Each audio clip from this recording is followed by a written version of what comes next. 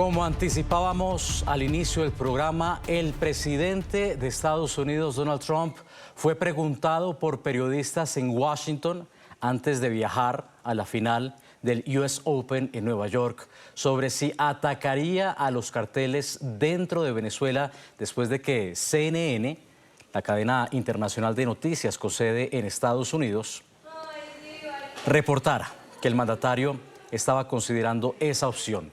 Esta noticia, estas declaraciones se dan, recuerden ustedes por favor, después de que el gobierno estadounidense derribara una embarcación en aguas del Caribe. Una embarcación, según Washington, narcotraficante en la que murieron 11 personas. Recordemos lo que dijo esta mañana el presidente estadounidense sobre la posibilidad de atacar o no territorio venezolano. ¿Está pensando en atacar a los cárteles dentro de Venezuela? Bueno, ya lo averiguarán. Ya Estados Unidos había realizado este anterior ataque a la embarcación en aguas internacionales. Por eso resulta noticia que esté barajando la opción de atacar directamente a los carteles ya en territorio venezolano. Fernando Godo, analista político republicano, está con nosotros. Bienvenido a NTN 24. ¿Qué habrá querido decir Donald Trump al referirse a Venezuela con esas muy cortas palabras? Bueno, eso solo él lo sabe. O sea, evidentemente tiene un suspenso en la acción de lo que va a hacer el gobierno de los Estados Unidos. Y realmente ha habido históricamente lugares donde Estados Unidos ha decidido intervenir y otros lugares en los que no. Yo, en mi opinión, Cuba tiene que ver tanto con el narcotráfico como Venezuela. Sin embargo, la parte se está enfocando en Venezuela. Cuando lo de Panamá hace más de 30 años, bueno, pues se decidió intervenir. Por eso es que te digo que igual el presidente tampoco va a estar diciendo qué cosa es lo que va a hacer.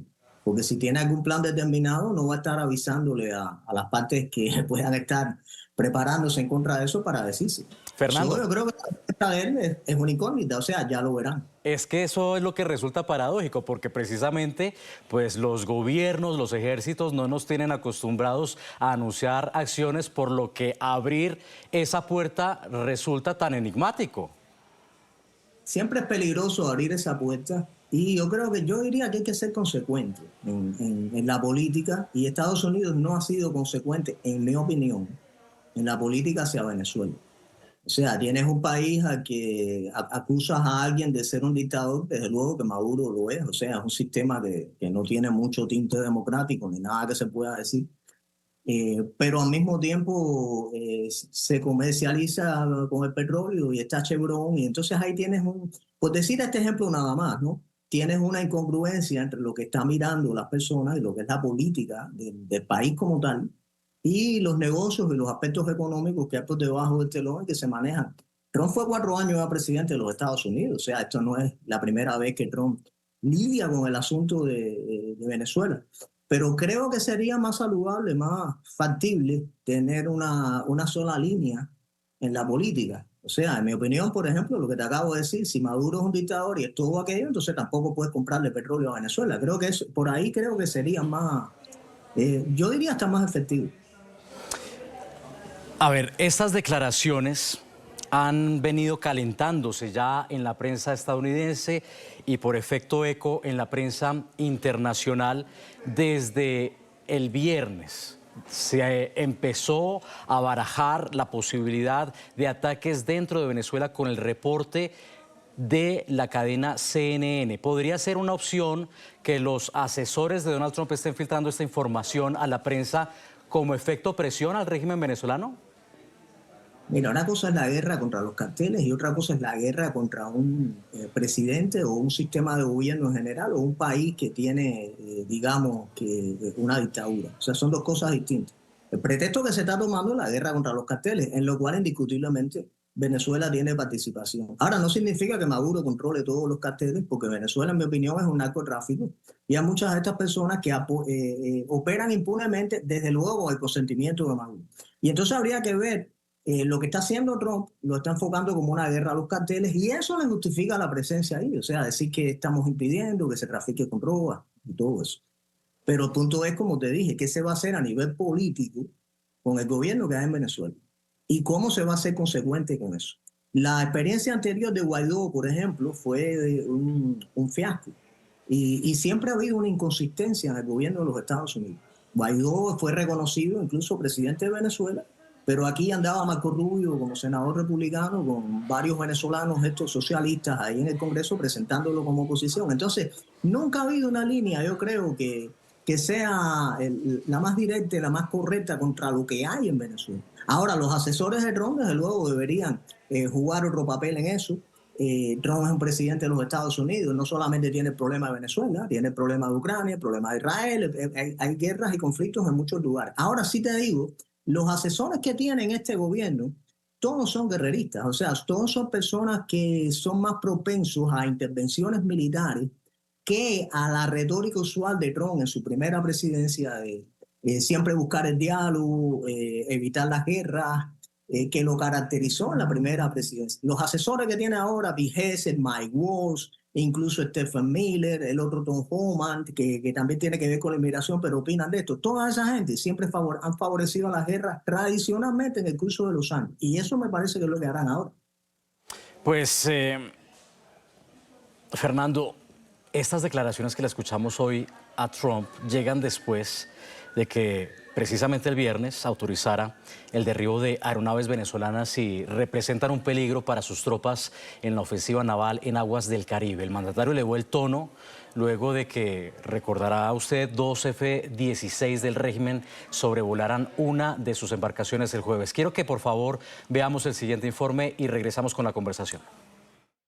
El presidente Donald Trump autorizó el uso de la fuerza si el régimen de Nicolás Maduro vuelve a enviar aeronaves que puedan sabotear sus operaciones en el Caribe.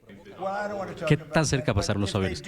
No quiero hablar de eso, pero si nos ponen en una posición peligrosa, vamos a derribarlos. El Pentágono denunció que 2 F-16 venezolanos sobrevolaron sus embarcaciones, una maniobra que calificó como altamente provocadora. Y tras esta denuncia, el gobierno del republicano anunció que 10 aviones F-35 llegarán la semana que viene a Puerto Rico. Según fuentes militares, se unirán a la gran ofensiva contra los narcoterroristas. Y además, medios puertorriqueños como Noticias RTZ informaron que Estados Unidos se encuentra en la isla realizando ejercicios militares. Fernando, hemos hablado con varios analistas militares y coinciden en que Donald Trump no estaría interesado, a pesar de los mensajes que se envían en la prensa, en una eventual incursión en Venezuela. Sin embargo, en caso de que eso sea así, en caso de que esto llegue a escalar con otro sobrevuelo y resulten aeronaves militares venezolanas derribadas, ¿cuál podría ser el precio político en Estados Unidos? Mira, yo escribí un libro sobre Trump. Se hunde en el pantano o cumple sus promesas. Entre las promesas que le hizo Trump al pueblo de los Estados Unidos está no entrar en guerra, mantener una posición aislacionista, en ese caso de los Estados Unidos, evitar esos conflictos directos. O sea, es una promesa que él hizo en la campaña, que la hizo también en la anterior presidencia. Ahora, yo creo que no se puede ver a Venezuela como una cosa en sí, sino podría verse también como una ficha de negociación entre incluso las conversaciones que ha tenido Trump con Putin. Está el tema de los recursos del Ártico, la reunión que se hizo en Alaska, y está la presencia también de los rusos aquí en el área del Caribe, en la parte de Cuba y Venezuela, que ha sido tradicional. Entonces ahí puede haber a un nivel más alto una decisión sobre lo que se va a hacer con Venezuela. O sea, estará Putin de acuerdo en dejar de influir en Venezuela y a cambio de eso que se le den concesiones con lo que él quiere en Ucrania y él mismo dar concesiones en el Ártico, en la parte que tiene que ver con los territorios rusos que hay ahí. Habrá un tipo de negociación así en el cual Venezuela hace una ficha. Eso hay que tenerlo en cuenta. Normalmente la actitud de Trump, te repito, incluso sus promesas de campaña, es no entrar en Venezuela. No es que le interese o no le interese, es que él lo prometió. Y tendría que quedar bien con la gente, con las personas que votaron por él. Ahora, dentro de eso están las presiones que tiene de los intereses económicos, de los lobbies, de los consejeros, entre comillas, que por dinero o por intereses de cualquier tipo le puedan aconsejar a él que entre en Venezuela o que entre en cualquier otro lugar. Ahí es donde hay que ver si Trump va a soportar esas presiones o si va a mantener las promesas que le hizo al pueblo de los Estados Unidos. Eso es lo más interesante que yo veo en esto y repito, si Venezuela puede ser una ficha de negociación y no un ente solamente en sí como un conflicto, sino que fuera a ser parte de otra negociación en otros lugares. Vea, qué bueno que usted toque el tema, Fernando, y aprovecho para hablar sobre el cambio de nombre del Departamento de Defensa. Entonces, ¿por qué, si eso es así, si eso fue lo que prometió en campaña, y usted hace muy bien en recordárnoslo, por qué le cambió el nombre a Departamento de Guerra? Bueno, en primer lugar, yo nunca he estado de acuerdo con que el señor del Departamento de Defensa de los Estados Unidos sea Pete Hegseth. Incluso es una de las cosas que pongo en el libro. Yo escribí en mi libro precisamente preocupado por las personas que estaban entrando en el gabinete de Trump, que no son personas que tenían mucho que ver con las promesas de Trump y con lo que es lo que se llama aquí en los Estados Unidos la agenda MAGA. Y este secretario de Defensa es uno de ellos, pero te repito, ya mencioné algunos nombres aquí, como Mike Waltz, que tienen la misma línea. O sea, ahí por ahí es por donde tienes que ver la cosa. Uno, la pregunta, ¿por qué estas personas están dentro del gobierno de Trump?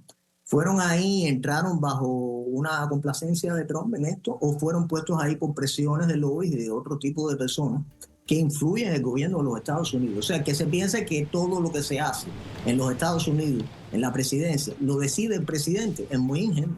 Y eso no pasa con Trump ni con ningún presidente. Entonces, la presencia de estas personas ahí son las que te indican a ti, por el modo de pensar que tienen, qué es lo que podría ocurrir.